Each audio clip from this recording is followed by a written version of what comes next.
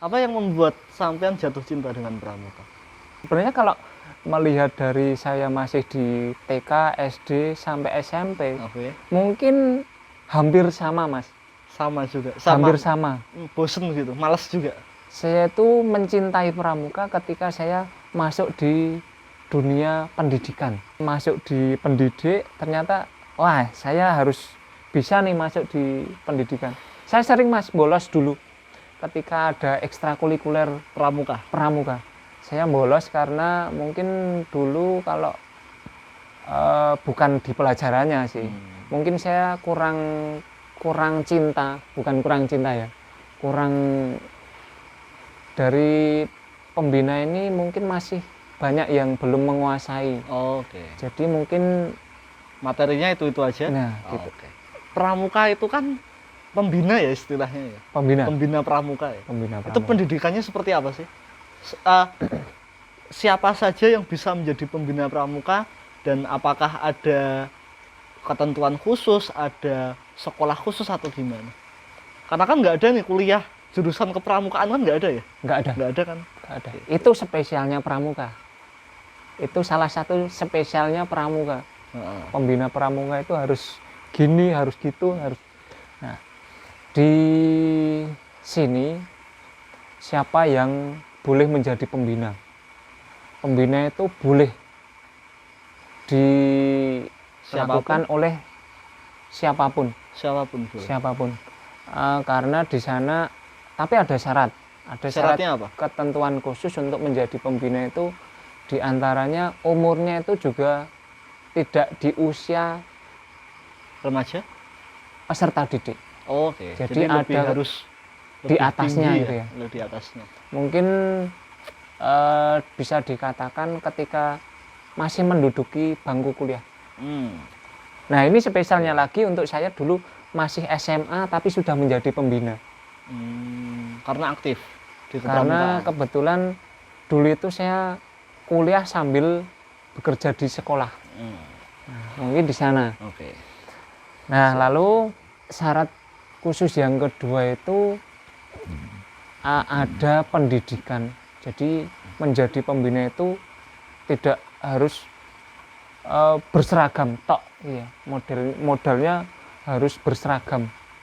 Nah, di sana ternyata menjadi pembina itu harus belajar selama beberapa minggu. Nah, namanya pendidikan ya, nggak ada yang instan. Kita untuk saya waktu itu ditempa menjadi pembina itu namanya kursus mahir dasar. Itu selama kurang lebih 10 sampai 15 hari dan itu tidak boleh pulang. Oke, seperti diksar lah ya. Diksar. Kalau ngomongin kayak contoh di Mapala itu diksar berarti ya. Betul. Nah, mungkin itu saja yang menjadi patokan menjadi pembina itu. Kalau nggak ada syarat yang harus pembinanya ganteng, pembinanya harus cantik. Tinggi minimal itu juga nggak ada berarti? Tidak ada. Oh, tidak ada. Tidak ada. Oke. Kami tergelitik sekarang ke ini, Mas. Setahu kami di sekolah-sekolah itu kan pembina pramuka kan biasanya double ya. Double, ada yang dari guru olahraga atau guru mata pelajaran lain gitu. Ini mungkin agak sensitif juga, boleh dijawab boleh tidak, monggo. Kalau dari segi ekonomi, Mas, itu bayarnya berapa sih kalau boleh tahu? Kalau segi ekonomi ya? Iya. Boleh dijawab boleh tidak loh ya. Ini akan saya jawab, namun karena ini mungkin ada privasinya ya. Oke. Jadi bisa dikatakan pembina itu gajinya berapa atau honornya berapa. Mungkin dari ada kan sekolah negeri, sekolah swasta. Oh iya. Jadi melihat di situ dan jumlah siswanya juga. Oh, mohon maaf mungkin seperti guru honorer. Betul. Modelnya. Oke, siap. Nah, kenapa tadi ada guru olahraga menjadi pembina, istilahnya mendobel gitu ya? Iya. Di sana karena mungkin yang pertama bisa sekolah ini keterbatasan pembina pramuka. Atau yang kedua ada lagi yang kasus yang sering terjadi itu guru olahraga kebetulan jamnya mengajar ini kurang. Terus Nah, ditambah gitu ya. Nah, bisa menambah menjadi pembina, dan di pembina ini bisa diakui jamnya digabungkan ke mata pelajaran yang diajarkan. Oke, jadi kayak kebijakan ke sekolah masing-masing juga ya. Betul sekali. Sebenarnya tidak ada kemudian patokan khusus gitu juga nggak ada. Oke. Mungkin yang sering terjadi yaitu untuk guru, biasanya kan minimal guru itu di sekolah swasta maupun di negeri, agar istilahnya jam mengajarnya ini maksimal, itu kan ada sekitar kalau tidak salah 24 jam ya Per minggu ya. per minggu. Oh. Jadi misalnya contohnya saya nih, kenapa Kak Ultraman ini selain mengajar di sekolah formal, mengajar di non formal atau di PKBM gitu ya, mungkin di sana mungkin dukungan ketika saya was-was, oh jam mengajar saya sedikit, nah bisa saya tambahkan di sana. Oke. Mungkin harapannya diakui menjadi 24 jam untuk guru di setiap minggunya. Secara angka masuklah ya ke 24 jam gitu. Kita kan tadi sudah bicara tentang instruktur pramuka, itu kan namanya pembina. Di atasnya pembina masih ada nggak sih Mas?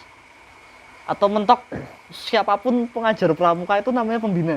Nah, baik Mas. Jadi di sana saya akan menggambarkan contoh ya, agar teman-teman yang di sana melihat, oh pramuka itu ternyata pembinanya kok ada. Nah, di sini Ada kalau emblem gitu ya. Di sana itu nanti kalau jenengan ketemu di luar sana itu mungkin akan banyak namanya ada Saka. Saka itu satuan karya. Oke. Satuan karya, nanti ada beberapa Saka di Indonesia ini. Yang pertama mungkin ada Saka Wirakartika. Itu nanti kerjasamanya dengan TNI atau Koramil setempat. Militer. Okay. Lalu nanti ketemu lagi ada Saka Bayangkara. Saka Bayangkara itu nanti ketemu di Polri. Okay. Atau keamanan. Ya. Nah, di sana kalau saya menyebutkan mungkin akan banyak ya Saka-saka itu. Saka-saka yang lain. Nah, jadi identiknya ketika Saka Wirakartika itu punya emblem tersendiri. Jadi misalnya nih, jenengan ikut ke Saka Wirakartika, mungkin di sana akan dilatih secara dididik dengan teman-teman dari militer. Nah, di sana ada satuan karya Wirakartika ini punya emblem sendiri. Nah, di sini sebelah kiri itu sudah ditempeli. Oh, berarti bisa ini identitas gitu ya. Mungkin ada lagi, tapi seragamnya sama. Yang membedakan emblemnya itu tadi ya. Oke. Jadi di sana nanti ada emblem Saka Bayangkara, Wirakartika, ada Bakti Husada, ada Saka-saka yang lain. Kalau di kantor itu ada namanya Saka Bakti.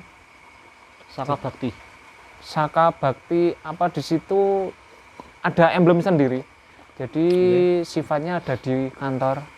Nah, kebetulan nih yang di Sleman atau Kuarcap Sleman ini baru terbentuk beberapa tahun yang lalu, ini ada Saka Kominfo. Jadi satuan karya yang kerjasamanya dengan Kominfo. Jadi di sana ada emblem dan kita harus terlibat di sana.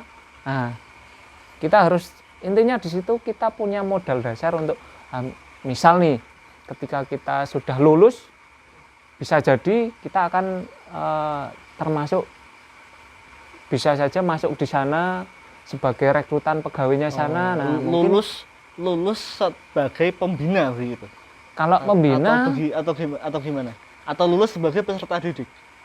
Tetap masih menjadi peserta didik. Oh, tetap masih. Ya, kalau peserta didik ini minat menjadi dari awal sudah menuntaskan dari penggalang sampai ada penegak sampai pandega. Nah, di sana kalau si peserta didik ini mau mengikuti langkah si pembina atau besok bercita-cita ingin menjadi pembina, nah itu bisa. Nanti ada pelatihan-pelatihan yang mungkin di awal ada kursus mahir dasar, yang kedua ada kursus mahir lanjut. Oke. Lalu ketiga, agar menjadi pelatih ini harus mengikuti, harus punya narakarya atau karya nyata. Pelatih itu di atasnya pembina. Di atasnya pembina. Oke. Jadi pelatih itu yang mengkoordinator atau yang melatih pembina-pembina ini agar mungkin punya ide-ide kreatif. Itu di atasnya pelatih masih ada lagi nggak? Masih ada. Apa namanya? Nanti namanya instruktur. Oh, instruktur. Instruktur, pelatih. Ya Pembina. mungkin ada semacam kemiripan sedikit ya instruktur sama pelatih itu. Sama pembina kan mirip-mirip sebetulnya kan. Tapi tingkatannya beda toh. Jadi di sana Kalau di nanti pramuka? kalau pelatih itu kan markasnya atau tempat di sana, tempatnya si pelatih ini ada di Pusdiklat. Jadi pembina ini punya namanya tempat untuk berlatih, namanya Pusdiklat. Yang mengisi adalah pelatih.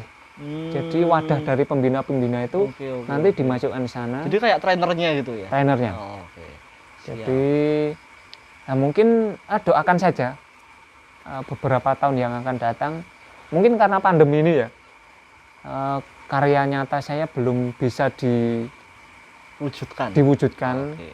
Karena pandemi ini, semoga tahun yang akan datang setelah pandemi ini selesai, karya nyata saya disetujui oleh Kuarcap.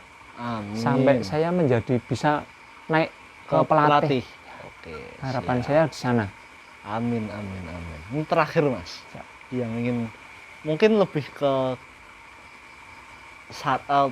pesan gitu untuk teman-teman di luar sana, terutama adik-adik pelajar. Kenapa harus ikut pramuka? Kenapa harus ikut pramuka? Yang pertama karena pramuka yang sekarang ini mungkin lebih modern. Pramuka itu mengikuti zaman. Gitu. Jadi kita bisa adu inovasi dengan organisasi-organisasi lain. Nah, di sana nanti mungkin yang sekarang ini pramuka itu saya pikir sudah masuk ke era globalisasi dan di situ isinya modern. Jadi nggak hanya tentang tali temali gitu ya? Berarti? Tidak hanya tali temali. Mungkin kalau kita ngomongin pramuka pada malam hari ini tidak akan habis. Sampai beberapa bulan kalau kita akan membahas pramuka ini tidak akan habis. Betul. Jadi pesen ya, Iya. pesen agar teman-teman di luar sana mencintai pramuka. Pramuka itu istimewanya pelajaran. Kalau di sekolah namanya pelajaran, tapi pelajaran yang membidangi semua mata pelajaran. Yang melingkupi semua. Yang melingkupi semua pembelajaran. Jadi mata pelajaran apapun pasti ada di pramuka. Siap. Terima kasih atas informasinya Mas. Siap. Semoga bermanfaat dan Bentar Mas, ya. Kak no. Oh iya Kita Kak. kan Oke. pramuka itu Siap Kak. meskipun pembinanya nih mungkin rambutnya sudah memutih ya. Betul. Nah, itu Ya, istimewanya. kami ingat pernah pembina pramuka kami waktu SD itu sudah sepuh gitu, tapi sepuh. tetap Kak gitu. Tetap beliau memperkenalkan sebagai Kak gitu, dan itu memang salah satu ciri khas sih menurut kami gitu. Berarti besok kalau saya di luar sana, kalau ketika melihat saya, tolong saya dipanggil kakak gitu ya. Ya silakan Kakak. meskipun Pulsanya Kakak gitu. Mungkin Pulsanya itu sekalian Kak. Gitu. Mungkin Oke. itu ya Siap. yang bisa saya sampaikan malam ini. Pokoknya, dan walaupun kami tidak pernah ikut pramuka, ketika SMK kami tetap berharap dan mendoakan semoga pramuka Indonesia maju terus Kak. Amin. Siap. Gaspol. Siap. Ya, terima kasih Sampai ketemu di video-video selanjutnya. Jangan lupa tekan tombol like, subscribe, dan juga share. Tabik.